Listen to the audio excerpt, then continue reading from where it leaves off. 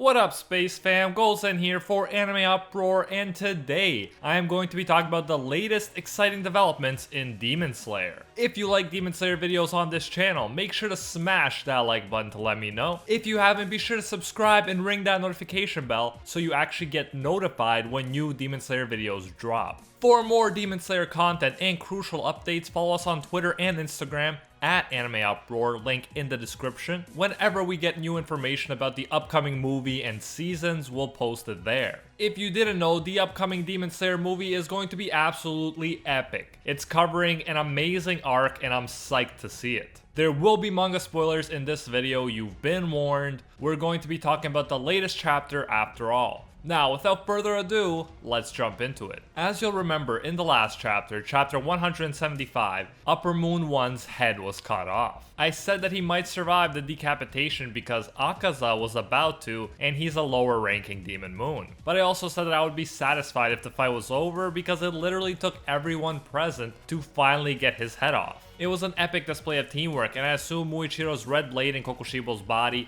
and Genya's blood demon arts might get in the way of him growing his head back. So it turns out the mangaka will not let KokuShibo die without an even more prolonged fight. We get some more memories of Yoriichi, and I'm definitely not complaining about that. I love learning more about Yoriichi. I think he's one of the most epic characters and role models in the series, so I welcome as much information about him as possible. Anyways, KokuShibo, after getting decapitated, is remembering his brother smiling. He says that every time his little brother smiled, he couldn't help but feel a sense of discomfort. That image of Yoriichi smiling is the one seared into KokuShibo's heart. Whenever KokuShibo brought up not having successors to their breaths, Yoriichi would just smile. He wasn't worried, he was always optimistic. He had no concern whatsoever. If we remember from previous chapters, Yoriichi was so calm because even though he was arguably the strongest Demon Slayer in history, he was sure that children would be born who surpass him. Not only did he not care about being surpassed, he even liked the idea so much it made him smile every time. KokuShibo was the complete opposite though. He felt that his and his brother's generation alone was extraordinary, and he took a lot of pride in that fact. Because he had so much pride, he'd grow nauseous from the irritation and discomfort that came with the thought of not being the strongest. He hated the idea of being surpassed, as he hated the fact that his brother seemed to be effortlessly calm and happy all the time, while he seemed to be frustrated and concerned all the time. He just couldn't understand what his brother found so amusing. Then we jump back to the epic fight. We get the amazing Muichiro still holding on to his blade even while he's all but dead. KokuShibo contemplates the amazing feats of these humans. They don't let go of their blades even when in pieces, like Muichiro. They use blood demon arts even as humans, like Genya. They don't bleed out even after getting cut down time and again, like Sanemi. They grow and surpass their limits at a pace that could challenge a demons like Gyome, and they do not practice the breath of the sun, and yet their blades are dyed red. These are very interesting observations that KokuShibo is making. In short, he's kind of saying that he became a demon for no reason, because he became a demon to become stronger. But these humans are proving that they can do anything a demon can do, even while retaining their humanity. There are multiple paths to becoming stronger, and the demon way is the cheap shortcut. But you can get just as strong, if not stronger, the right way by working hard as a human. Yoriichi did this, and he was always stronger than his demon brother. It may require more hard work, but you don't have to give up your principles and become a monster in order to become strong. Then KokuShibo thinks again about Yoriichi. He thinks about why he was so amused when he imagined a future where he'd be surpassed. When KokuShibo would so much as think about losing, it would make his blood boil. He decided after he almost got killed by Yoriichi that he would never lose again, even if his head were to be cut off. Then KokuShibo's bleeding stops. Gyome tells Sanemi to not pull back his attacks and to drive the Demon Moon into the ground. He says that Tokito and Genya gave their lives and that they can't let that be in vain. So we are being told here that Tokito and Genya are in fact dead. And if anyone would know, it's Gyome, who has access to the see-through world, so at this point, it seems like their deaths are pretty much confirmed. From a writing standpoint, I don't think it's a bad move, but from an emotional standpoint, I hate that one of my favorite characters, Muichiro, has to die at the age of 14. He had so much freaking potential. But as Gyomei said in the past, all pillars have to be prepared to sacrifice their lives at any moment, and Muichiro died in the manliest way possible. He died protecting what he believes in. He died with his principles intact, unlike Upper Moon 1. And then there's the case of Genya. We get a look at the back of Sanemi's head. You know that the death of Genya impacts him a lot. Although he acted harsh to his brother, he was only doing it because he loved him and wanted to protect him no matter what. And now the person he wanted to protect the most in the world appears to be dead. On the next page, we get a full half page of his face and he's crying. This has got to be one of the most touching moments in Demon Slayer. Sanemi has been set up as a cold but hot-headed jerk in the series. He was mean to his brother, he was mean to Tanjiro, and worst of all, he hurt our precious Nezuko. I still don't think I'll ever be able to forgive him for that. He was by far presented as the cruelest of the pillars in the beginning, and that's why this moment is all the more powerful. This seeming king of jerks, this seeming cold-hearted character is crying. He's dropping his tough guy defenses, and we get to see just how much he cares about his brother. It's kind of like if Bakugo cried over Midoriya before Bakugo ended up dying.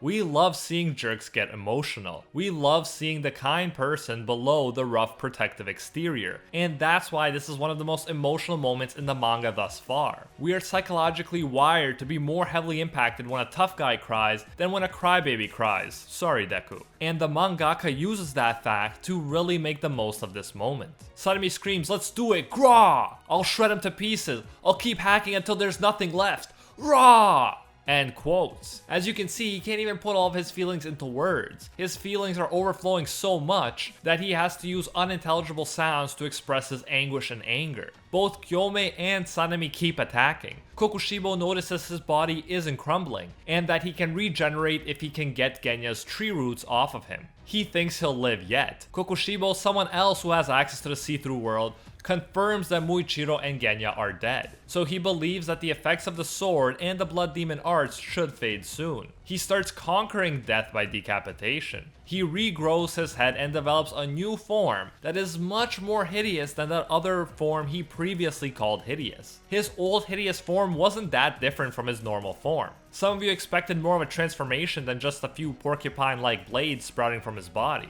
and I can't blame you. Well, you guys now got quite a different transformation. This one truly deserves the word hideous. However, it is significant that KokuShibo viewed the superficially different porcupine samurai form as hideous. I mean, if he viewed that form as hideous, where he pretty much looked the same, how will he view this completely different monstrous form? The thoughts he had about his previous form were pretty much foreshadowing his eventual reaction to this truly hideous form. The two pillars keep pressing the attack, while KokuShibo thinks that he has no attack to fear now that he is able to successfully regrow his head. He thinks that only the sun can kill him now, and the sun is not getting into this dimension. He believes he's finally reached an unbeatable form, and that he'll never lose again.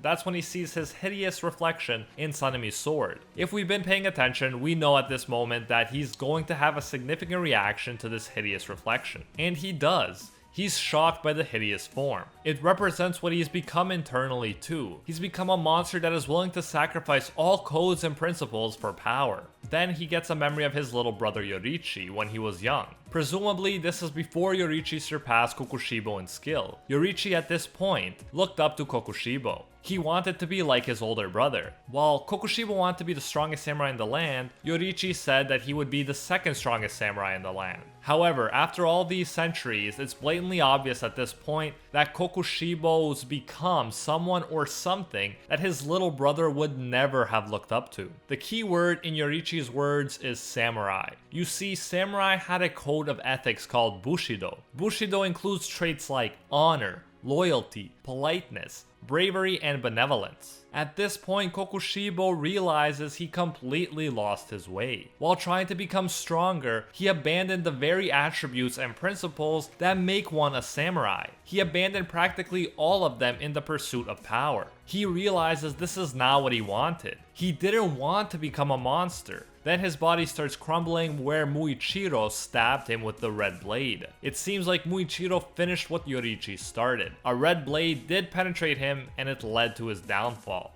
While he's being attacked and disappearing, KokuShibo thinks one last time that he should do something, but then he sees the image of his older brother pitying him. He says, "My deepest sympathies, brother," and cries for him. Then KokuShibo says, "Cut off my head, carve up my body, smash it. I cannot swallow defeat, and by that ugliness, I live in shame. Is this what I've lived these centuries for? What did I want? To not lose? To the point I even became a hideous monster? To become stronger? To the point I even consumed humans? To not die? To the point I even devolved into this wretched beast? No." Then he says he just wanted to be like his brother Yoriichi. Then he passes on. It seems like KokuShibo is suggesting that he wanted to live by the samurai code. He wanted to be brave, but he was afraid, and out of the fear of defeat and death, he chose to become a demon. He wanted to be loyal and benevolent, but in his search for survival and power, he killed humans. He wanted to accept his fate like the stoic Yoriichi, but he kicked and screamed against fate. He was willing to do anything to avoid defeat and death,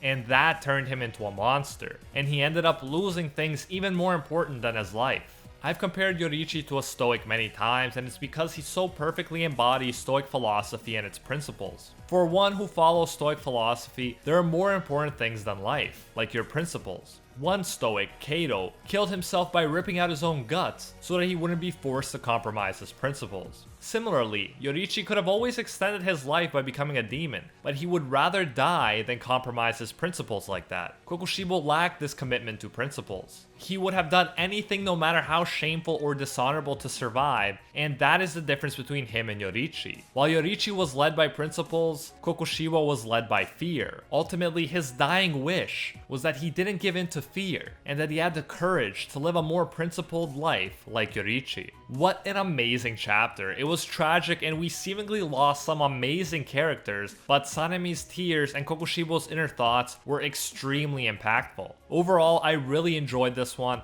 and can't wait to see where we go from here. Let me know what you thought about this chapter in the comments. If you enjoyed this video, make sure to smash that like button to let me know. If you haven't, be sure to subscribe and ring that notification bell so you actually get notified when new Demon Slayer videos come out. Leave suggestions for what other Demon Slayer videos you would like to see in the comments. For even more Demon Slayer greatness and crucial updates about the new movie and the new seasons, you can follow us on Twitter and Instagram at AnimeUproar, link in the description. A big thank you goes out to our patrons over on Patreon who help make videos like this one possible. I especially want to thank our Pro Hero tier patrons, the one and only Gilgamesh, Nothing But a Fan, Jason Wilson, King Zeldris, Angel Cruz, Steelers, Poet Pablo, Atropos Wraith, $50 Beat, and Ekarat GN. And are the 1 tier patrons, the ones who stand atop all clans, Steven Ingrata, Alola Natem, Maddie Mac 239, and Makoto-kun. If you enjoy our work, you can support more of it by going over to patreon.com/AnimeUproar and becoming a patron today for as little as $1. If you do so, you'll get your name featured in future videos alongside these amazing people right here, who truly are pillars of the channel, and you'll even get access to our private patron-only Discord. So check out patreon.com/AnimeUproar,